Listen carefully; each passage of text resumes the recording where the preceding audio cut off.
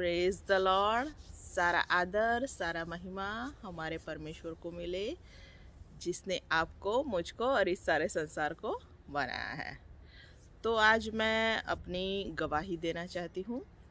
जो परमेश्वर ने मेरे जीवन के अंदर काम किए हैं उसके बारे में बताना चाहती हूँ। तो ये पुरानी बातें हैं, लेकिन परमेश्वर ने खुलासा अभी थोड़े दिनों पहले ही दिया है, तो मैं ये बात करना चाहती हूँ। तो मेरी गवाही यह है कि 20 साल पहले, 21 साल पहले जब मेरी शादी हुई तो मैं अपने घर गृहस्थी में जुट गई, सब कामों में लग गई। तो मैंने एक हिसाब की किताब बनाई कि हमारी इनकम कितनी है और हम उसे कैसे खर्च करते हैं, कैसे स्पेंड करते हैं।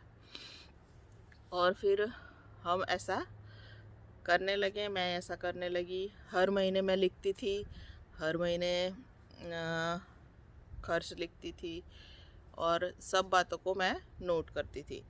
लेकिन हर महीने कुछ ना कुछ कम पड़ जाता था और जब आखिरी दिन आते थे महीने के, 2-4 दिन बच जाते थे, तो पैसे ख़त्म हो जाते थे। तो हम किसी किसी से मांग के फिर घर को चला लेते थे। तो परिस्थितियाँ बहुत ऐसी आती थी, लेकिन परमेश्वर तब भी हमारे साथ था, हमारे साथ था। हर मुसीबत, हर तकलीफ़, हर समय में वो हमारे साथ था। तो ऐसा ऐसा चलता गया। तो 15 साल तक वो मैंने हिसाब रखा, हिसाब किताब रखा।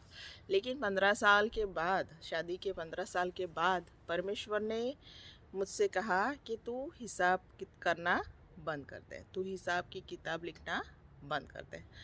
तो मैंने हिसाब की किताब लिखना बंद कर दिया। मैंने वो किताब पस्ती में दे दी। और फिर ऐसा हुआ मेरे जीवन में कि जैसे सब कुछ शिफ्ट हो गया है। ऐसा हुआ कि सब कुछ बदल गया है मेरे जीवन में। एकदम से बदलाव आ गया है मेरे जीवन में कि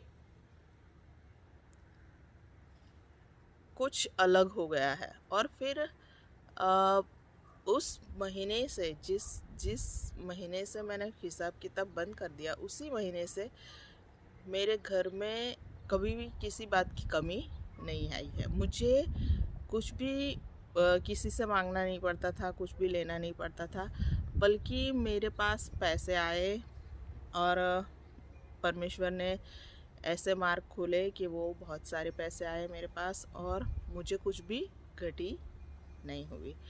फिर कुछ समय के बाद हमने हमारा यहाँ यूएसए आने का हुआ और हमने खुद के पैसों से टिकट ली, वीज़ा के पैसे भरे, सब कुछ जो सामान था वो लिया, जो जो ज़रूरत थी।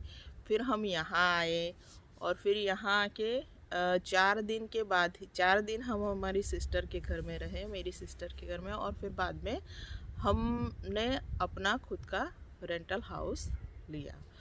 और वो भी हमारे पास जो परमेश्वर की कृपा से पैसे थे उससे लिया। और हम यहाँ पे 4.5 साल से लगभग रह रहे हैं, लेकिन हमें किसी बात की कमी नहीं हुई। आज तक किसी बात की कमी नहीं हुई, किसी बात की घटी नहीं हुई है, ना ही किसी से 1 रुपया भी हमें मांगना पड़ा है। फिर भी परिस्थितियाँ विकट होती थी, परिस्थितियाँ आती थी जाती थी। तो मुझे ऐसा लगता था कि जैसे मेरे घर पर तूफ़ान आ रहा है, आंधी आ रही है, लेकिन मेरा घर वैसा का वैसा है। वो हिल नहीं रहा, डिग नहीं रहा, या वो एकदम से अटल है, एकदम से स्थिर है।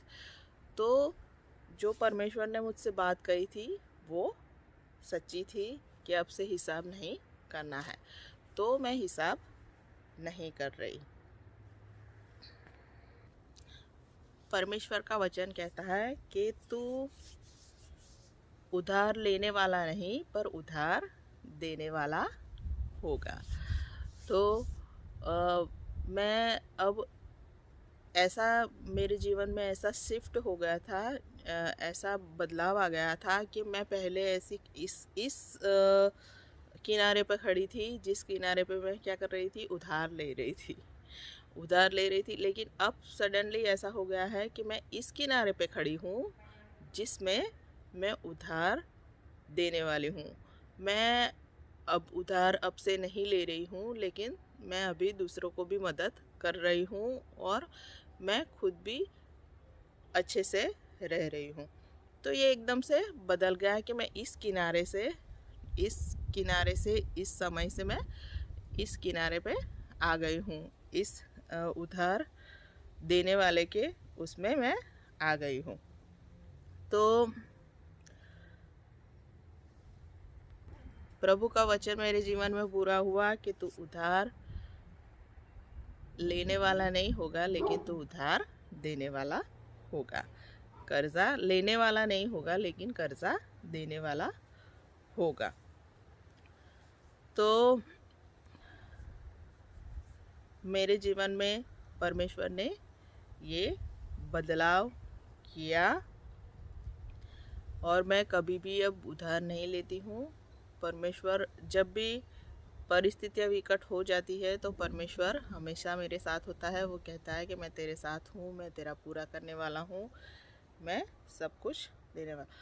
तो इस बार परमेश्वर ने खुलासा किया कि ऐसा क्यों है। तो ऐसा इसलिए है कि परमेश्वर ने कहा कि तूने अपने जीवन में जो बीज बोए हैं, तूने वचन के बीज जो अपने खुद के अंदर बोए हैं, जो परमेश्वर के राज्य के लिए बोया है, जो गरीबों को दिया है, या तूने जो भी भले काम किए हैं मसीह यीशु में, उन सब के जो बीज तूने आज तक बोए हैं, इतने सालों से जो प्रभु यीशु में मैं आई तब से मैंने आज तक बोए हैं, उन सब की कटनी, अब वो फलवंत हो चुके हैं, वो बड़े हो चुके हैं, उन सब की कटनी तू अब से काटेगी।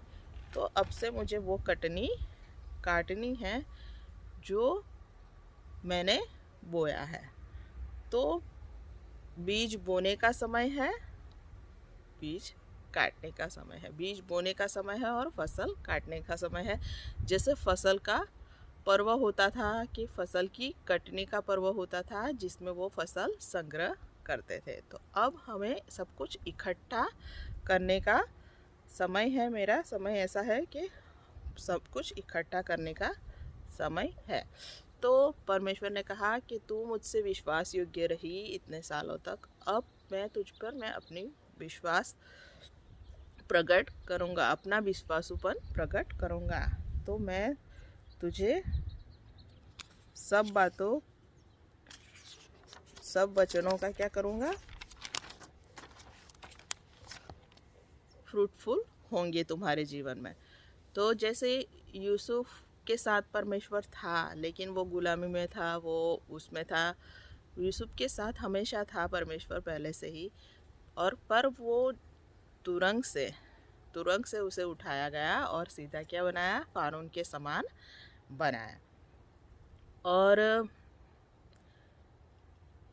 तो उसका समय आ गया था कटनी का। वो उसने परमेश्वर के संबंधी विश्वासूपन दिखाया, लेकिन अब परमेश्वर ने क्या किया, उसे उठाकर फारून के समान बनाया। और वैसे ही दाऊद का भी अभिषेक हुआ, उसके बारे में भी प्रोफेसी की गई कि परमेश्वर तुझे राजा बनाएगा। लेकिन दाऊद यहाँ वहाँ भटकता था, तब वो राजा नहीं बना। जब परमेश्वर ने उसको देखा, उसका विश्वासूपन देखा, तो परमेश्वर ने उसे राजा बनाया। और जब दाऊद को राज्यासन दिया गया, तब दाऊद को पता चला कि अब परमेश्वर ने मेरा राज्यासन स्थिर किया है, अब उसे कोई हिला नहीं सकता, अब उसे कोई डिगा नहीं सकता। तो इब्राहिम को भी देखते हैं।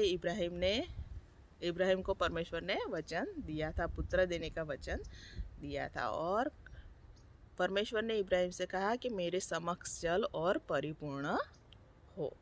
और इब्राहिम परमेश्वर के समक्ष चला और परमेश्वर ने उसे कहा कि मैं इस समय आऊँगा और सारा को पुत्र होगा। तो वो समय था बीज बोने का, और वो समय था बीज की फसल काटने का। तो उस समय सारा को पुत्र हुआ। तो इस समय में 25 साल का वो था, गैप था। तो परमेश्वर कहता है कि हम बीज बोए और अपना हाथ कभी भी पीछे न रखें। और मैं चाहती हूँ कि मैं बीज बोऊं और मेरे जीवन के आखिरी दिन तक बोऊं, ताकि मेरे बच्चे भी इसकी कटनी काटे, वो लोग भी अपने जीवन में परमेश्वर की आशीषें पाए। तो परमेश्वर जो कहता है, जो हमें प्रॉमिसेस दी है, वो हमारे जीवन में ज़रूर वो फलमंद करेगा, क्योंकि वो वायदे का सच्चा परमेश्वर है। तो परमेश्वर ने मुझे बहुत सारी आशीषें दी है, इसलिए मैं परमेश्वर का धन्यवाद करती हूँ। परमेश्वर ने मुझे इतनी स्पिरिचुअल आशीषें दी है कि मेरे पास उसका समावेश करने की जगह नहीं है। मैं समझती हूँ कि पृथ्वी की सबसे